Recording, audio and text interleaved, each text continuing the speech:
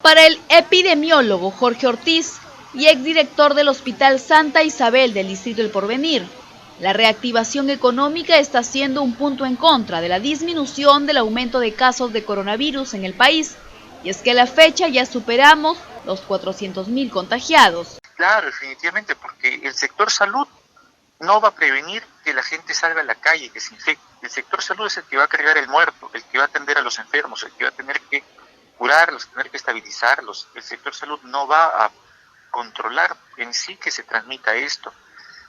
La policía, pues el ejército, seguridad ciudadana, en un principio pusieron mucho de su parte, pues con esto del que hubo el aislamiento social, pero la gente no respetó y lamentablemente nuestros policías, el personal del ejército se contagiaron también y dejaron un poquito de lado esta labor, pero ya es cultura de la población. Si uno mismo no se cuida, lamentablemente pues nadie nos va a cuidar, nadie va a decir quédate en tu casa, no salgas, usa tu mascarilla, usa tu visor, no te infectes, lávate las manos, nadie nos va a decir eso depende de cada persona y lamentablemente pues aquí en el Perú estamos acostumbrados a que nos digan todo lo que tenemos que hacer, a que nos digan paga tus impuestos, si no, no los pago también.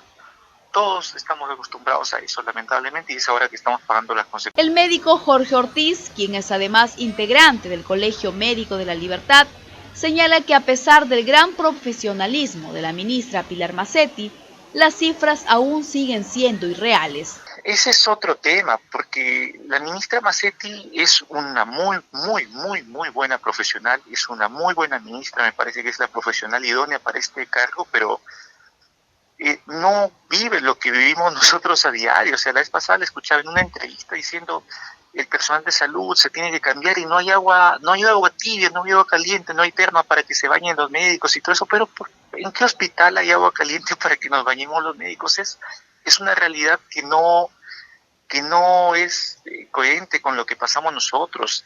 No se han sincerado las cifras porque en realidad no las sabemos. Por ejemplo, si usted me preguntaba, por ejemplo, hace un mes que todavía estaba en el cargo acá en el hospital, ¿cuántos muertos han habido de COVID? La verdad que nosotros mismos no lo sabíamos, porque habían personas que morían en sus casas y nunca habían ido al hospital para cuidarse de no contagiarse y finalmente no sabíamos si habían tenido COVID o no.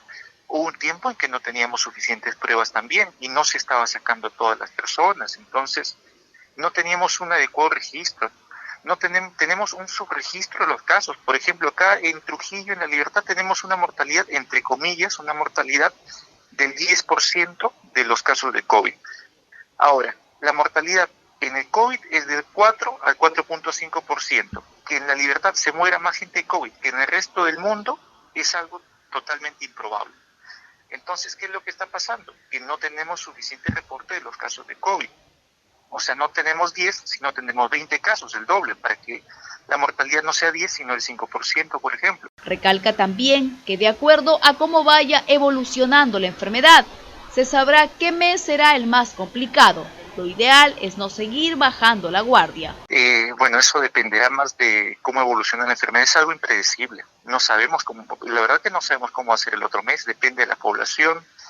Tenemos inmunidad, algo que se llama la inmunidad de rebaño, que cuando llega a cierto punto de transmisión esta enfermedad, pues vamos a desarrollar hasta cierto punto inmunidad. Por ejemplo, usted está viendo lo que era Lima, lo que era Iquitos, ya se está disminuyendo un poco, especialmente en Lima.